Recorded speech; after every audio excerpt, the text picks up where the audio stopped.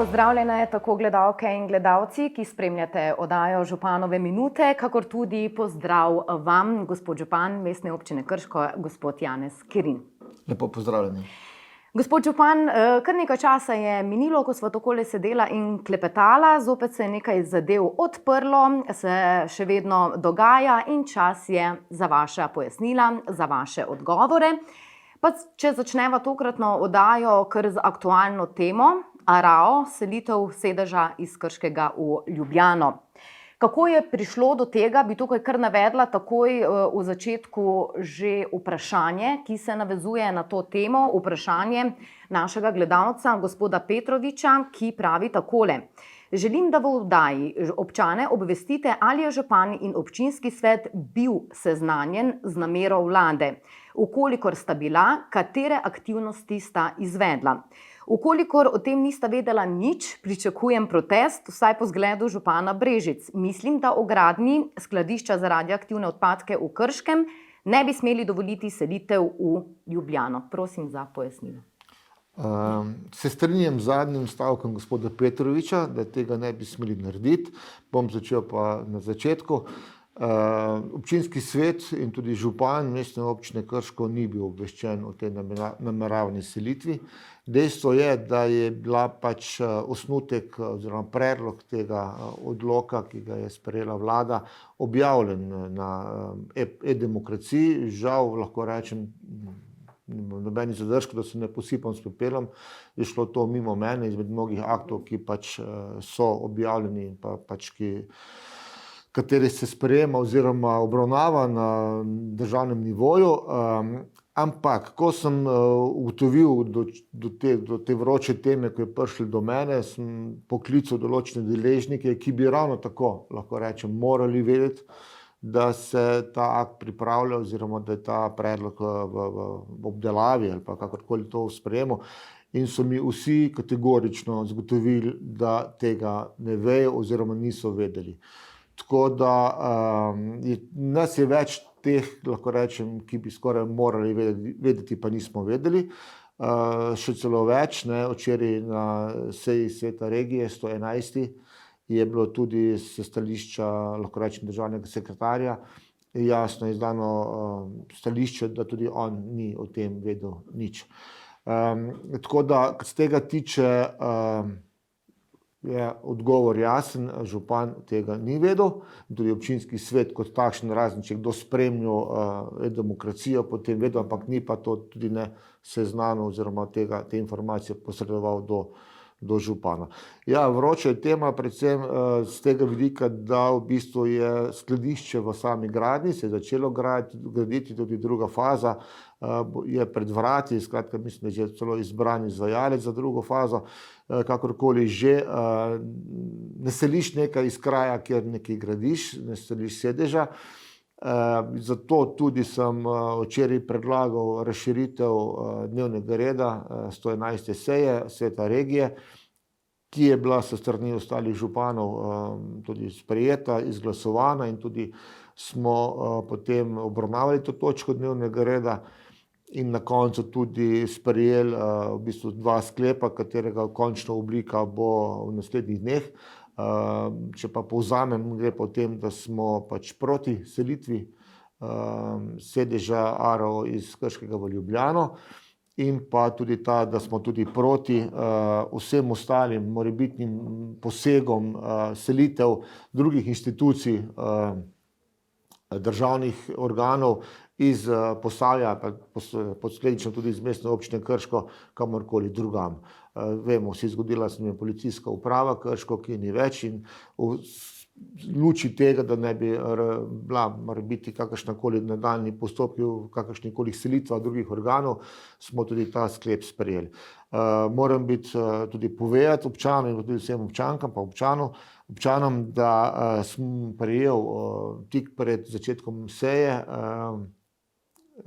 včerajšnje seje, tudi, bom rekel, pismo ministra magistra Bojana Kumra, katere resorno področje spada v ARAO, spada v njegovo resorno področje. V tem pismu jaz vidim, lahko rečem, neko zeleno luč, kajti v enem izmed teh odstavkov tega pisma tudi piše, da pač seveda pod določenimi pogoji so tudi pripravljeni vrniti sedež nazaj v Krško in pa tudi sledilo tudi vabilo na sestanek, tako da danes lahko rečem, se usklajujejo v kabinetu našem in pa njihovem za ta sestanek, in ko bo ta sestanek opravljen oziroma rezultati tega sestanka, s katerim verjamem, da bomo našli pot rešitve in tudi vrnitev ARAO nazaj v Krško, boste seveda kot mediji in pa kot občanke in občani obveščeni. No, gospod župan, sedaj ste dejansko s tem pojasnilom odgovorili na morebitne dvome vseh, skratka, nasprotujete, ne podpirate odločitev vlade in to ni bilo v vaši domeni same mestne občine. Jaz mislim, da sem bil dovolj jasen, seveda se pa stvari rešujejo različne načine, ali s protesti, ali po mirni poti. Jaz sem še vedno pristaš, da se včasih da veliko več narediti s pogovorom, razgovorom pa po mirni poti in da če pa pač temu ne bo tako, potem pa še vedno imaš možnost naslednje korake.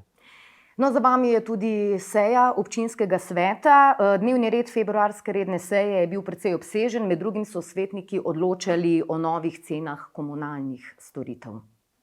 Ja, če začnemo tukaj. Ja, dejstvo je, da enkrat letno nekako usklajujemo te cene na podlagi programa, ki ga dobimo s strani, a pa osnutek programa, ki ga dobimo, pa se potem o njemu pogajamo s strani koncesionarja za zagotavljanje javne gospodarske službe.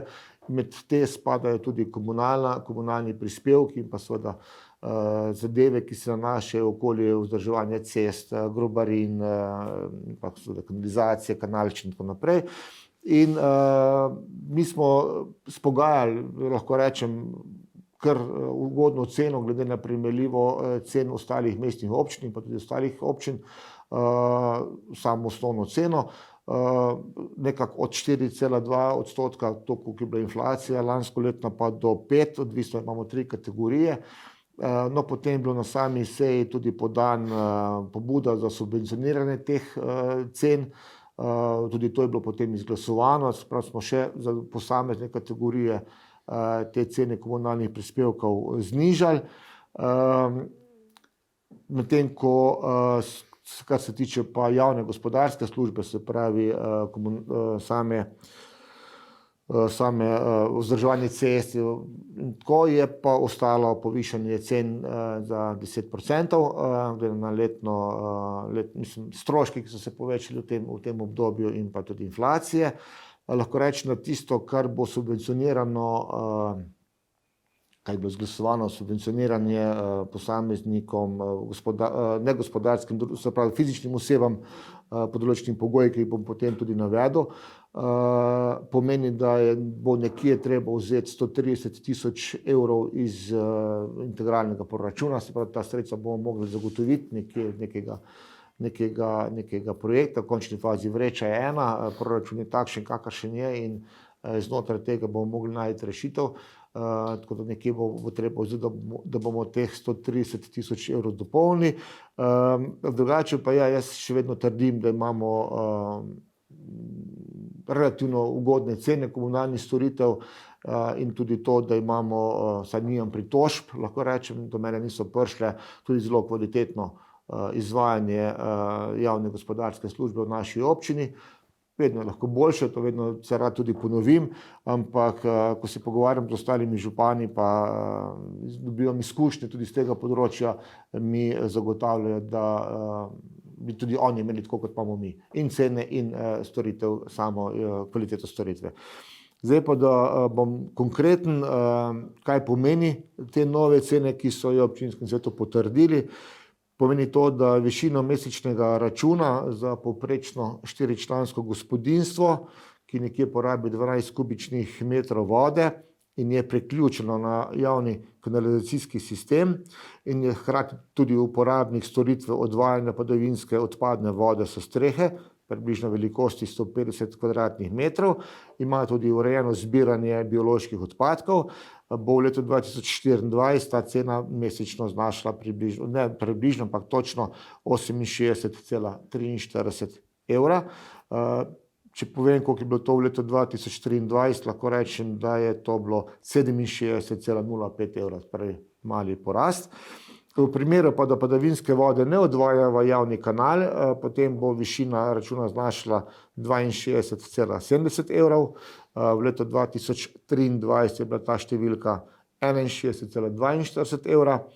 Subvencija pa bo za posamezno gospodinjstvo, ki ni običajno, ampak je tudi nek izredni institut z zgrajenim vodomerom 20 mm, ki odpadno vodo odvaja v javni kanal, znašala 1,8 evra z DDV-jem na mesec. Tako da povprečni mesečni račun za gospodinjstvo, priključen na javni kanal, bo višji nekje za 2,1 odstotka, jaz sem preko 4,2, se pravi za subvencijo 2,1, kar za gospodinjstvo pomeni mesečno od 1,3 oziroma 1,4 evra bo ta razlika.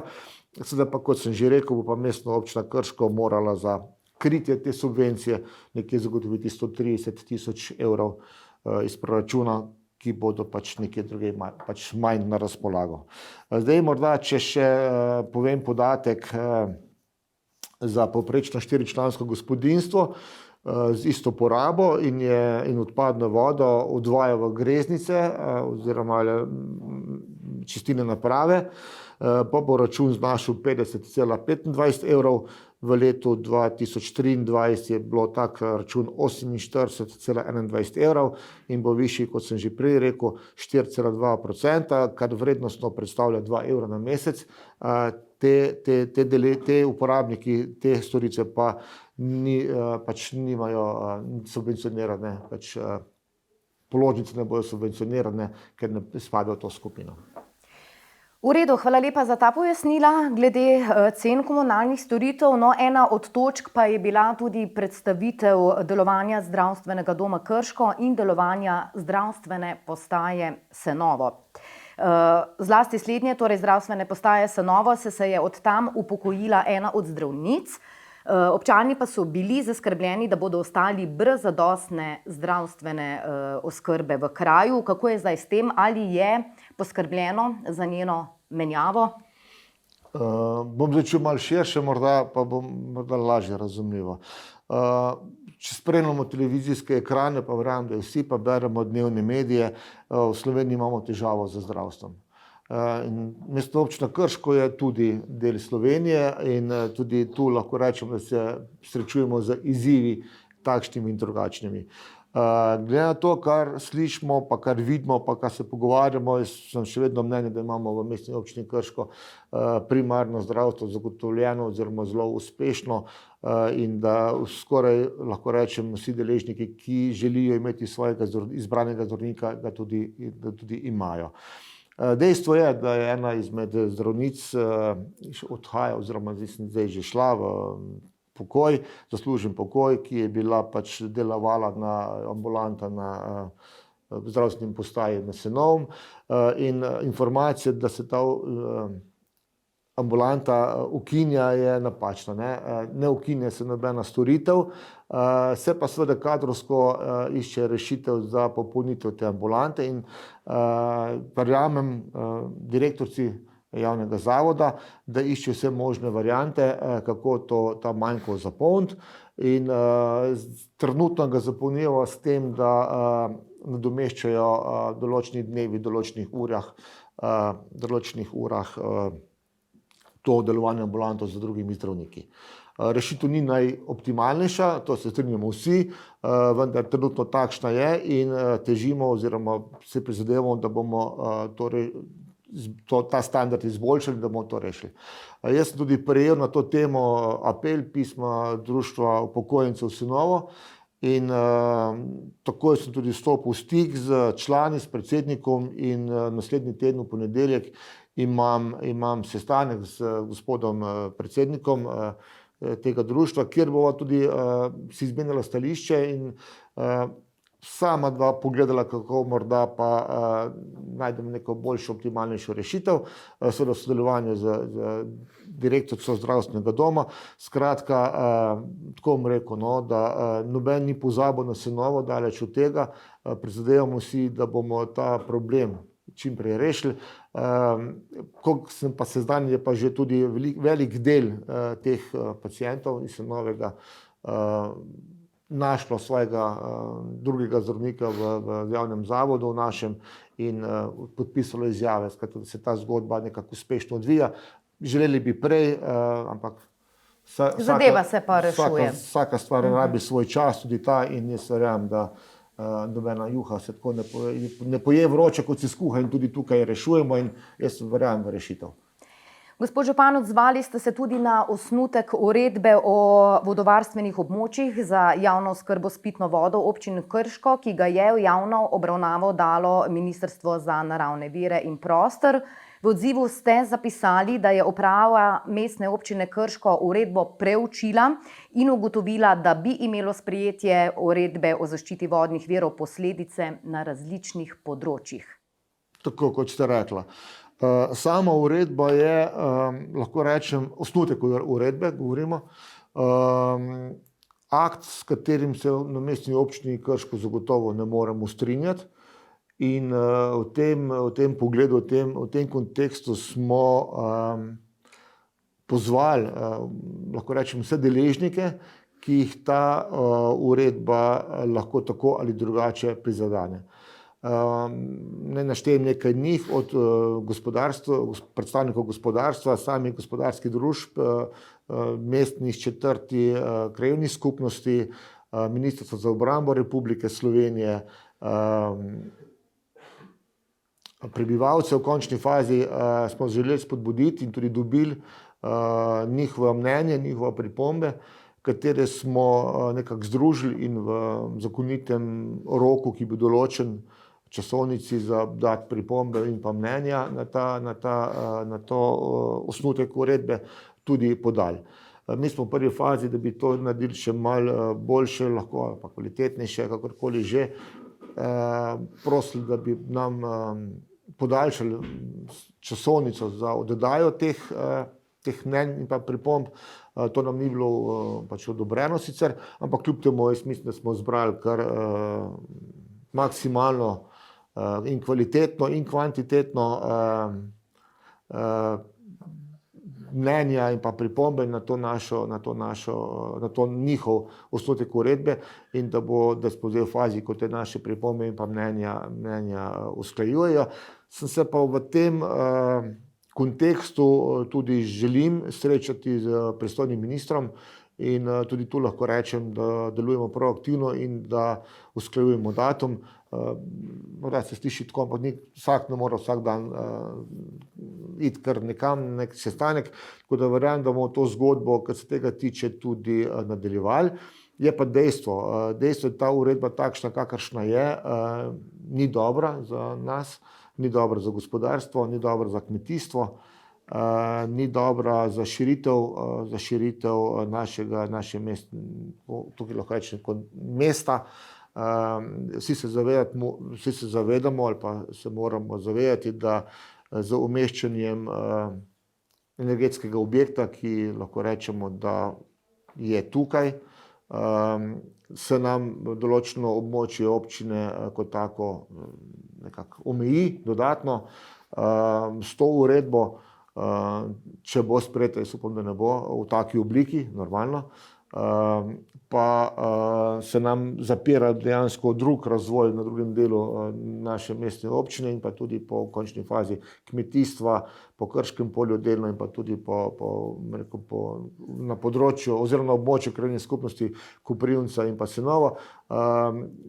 Če gledamo širše, potem se nam dejansko pogoji za delo ali pa življenje poslabšajo, kar si noben ne želi.